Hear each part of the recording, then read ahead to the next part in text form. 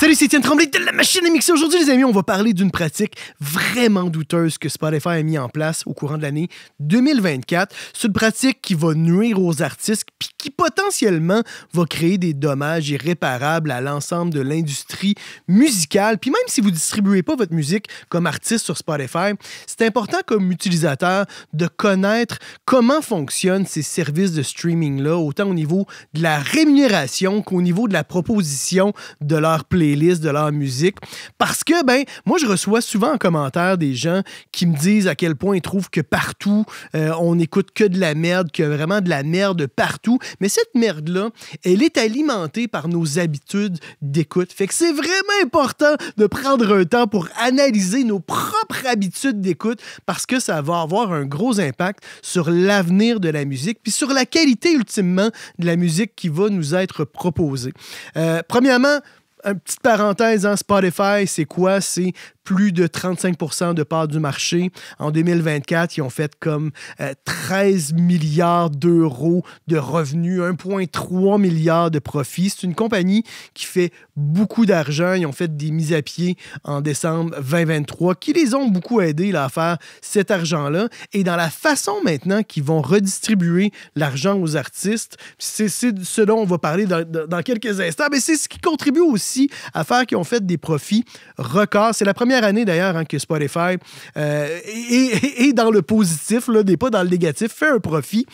Premièrement, si vous ne le saviez pas, Spotify va verser 0,003 à 0,004 $ par stream. Fait que ça, ce que ça représente, c'est 1000 $ par tranche de 250 000 streams.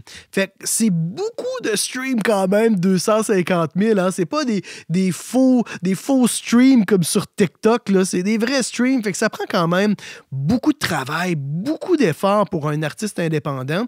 Puis si vous avez un label, même si vous avez 1 million de vues, mais que vous avez un label, le 4 000 $ qui va être généré par ce million de streams-là, il va être redistribué au label, à toute l'équipe, puis il va rester après ça une petite partie à l'artiste qui va même pas être en mesure de payer son loyer avec les revenus de ces streams-là. Fait que ça, c'est important de faire cette parenthèse-là. On parlera peut-être à la toute fin des autres options là, de streaming que je trouve qui sont beaucoup plus intéressantes. Mais en 2024, Spotify a implémenté l'utilisation de l'intelligence artificielle de deux façons. C'est ce dont moi je voulais vous parler aujourd'hui. Premièrement, ils utilisent l'intelligence artificielle pour analyser les comportements d'écoute des utilisateurs.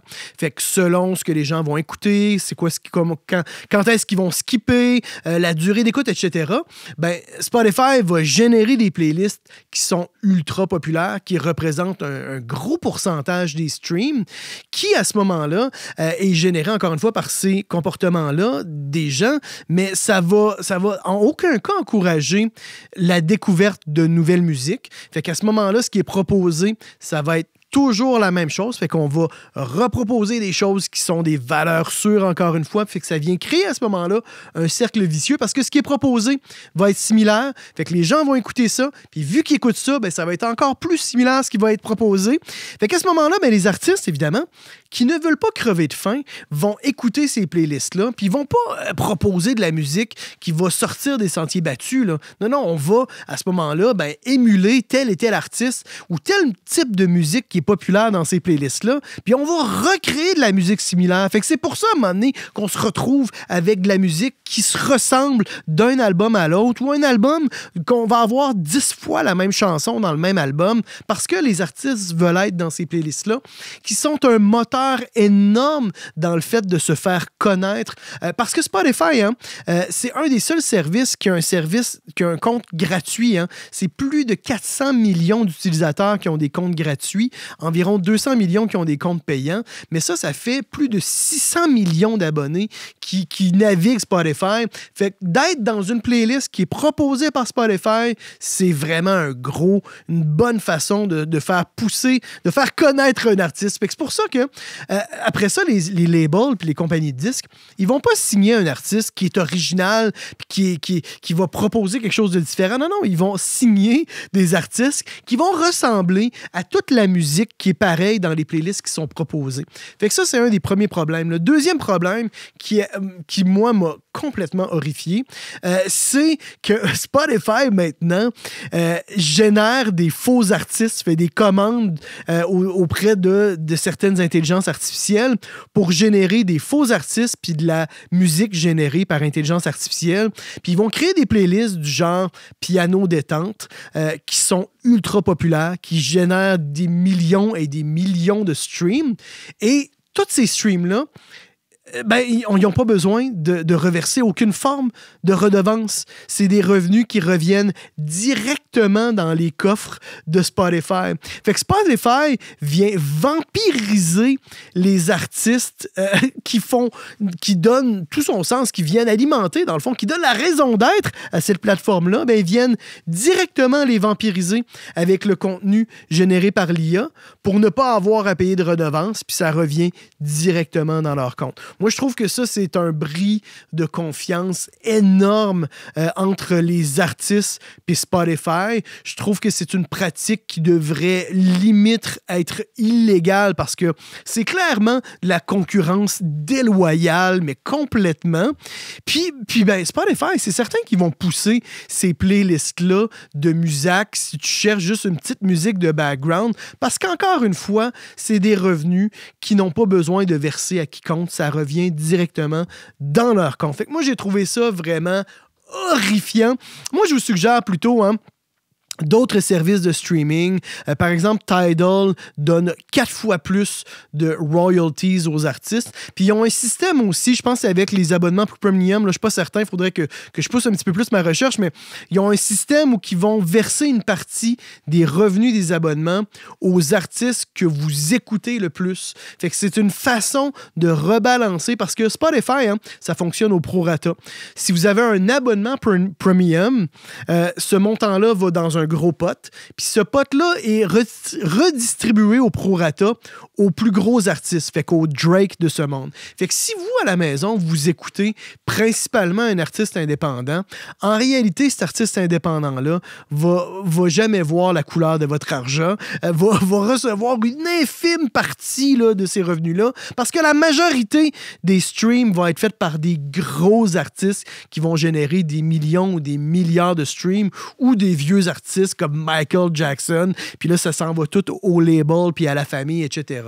Fait que si vous voulez vraiment soutenir les artistes, Tidal, déjà, c'est un meilleur choix. Vous avez aussi Bandcamp. Bandcamp va donner jusqu'à 85% des revenus directement aux artistes. Fait que s'il y a un artiste que vous aimez vraiment, allez acheter son CD sur Bandcamp, même si après vous le streamez sur les services de streaming. Ça, c'est pas grave, là. Mais allez quand même prendre le temps de donner un petit 10$ à l'artiste parce que vous allez savoir qu'il y a 8,50$ qui va aller directement à cet artiste-là.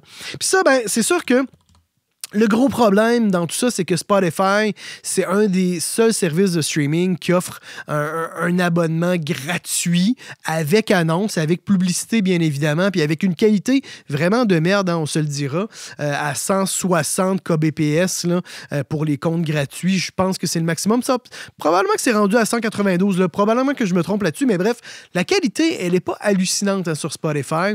Sur Tidal, si vous avez un abonnement payant là, sur Spotify, vous avez toutes les raisons d'aller chez Tidal ou chez Qobuz. Chez Tidal, là, l'abonnement mensuel est à 11$ canadiens versus 12,70$ sur Spotify. L'abonnement familial est à 17$, puis c'est jusqu'à 6 personnes par mois. Puis celui de Spotify est un petit peu plus cher, il est à 17 et quelque chose, puis c'est 2 personnes pour l'abonnement familial. Puis la qualité, moi, vous pouvez me faire confiance. Moi, j'utilise Tidal comme référence lorsque j'ai des contrats ou que c'est soit du mastering ou du mix, puis les gens me demandent « Ah, j'aime tel artiste, tel artiste ». J'utilise Tidal comme référence parce que généralement, on a au minimum la qualité CD qui va être un 16 bits 44.1 et ça s'entend, c'est vraiment une qualité bien supérieure. Dans beaucoup de cas, on va avoir un 24 bits 44.1, ce qui est super apprécié. Fait que vous avez tout toutes les raisons du monde d'aller de ce côté-là. Et en plus de ça, ben, il y a une partie des revenus qui va être envoyée en relation selon vos habitudes d'écoute. Fait que si vous écoutez tel ou tel artiste plus régulièrement, mais cet artiste-là va recevoir plus d'argent. Ça ne sera pas Drake qui va à ce moment-là recevoir la majeure partie là, de votre abonnement. Fait que voilà les amis, c'est un peu mon petit coup de gueule là, sur Spotify. Je trouve que c'est important d'en parler, mais moi, je serais surtout curieux de connaître votre opinion parce que c'est peut-être une question qui est absolument pas importante pour vous. Peut-être que vous avez aussi une opinion complètement différente sur la question. Moi, je serais curieux de savoir ce que vous en pensez en commentaire. C'est important, encore une fois, d'en parler parce que ça a un impact non seulement sur la vie des artistes, mais aussi sur la qualité de la musique qui nous est proposée. Fait que c'est tout, les amis. Mettez un petit pouce. Abonnez-vous à ma chaîne YouTube si vous voulez soutenir ma chaîne. Hein. C'est très simple. Vous cliquez abonner, vous cliquez sur la petite cloche pour recevoir les notifications. C'est comme ça que vous allez vraiment pouvoir soutenir ma chaîne. Et dans tous les cas, on se retrouve la semaine prochaine. C'est Étienne Tremblay pour La Machine à mixer.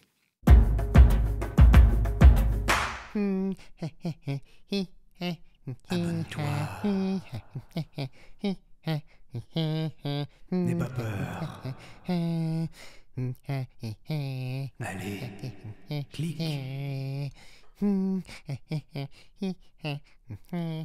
Abonne-toi.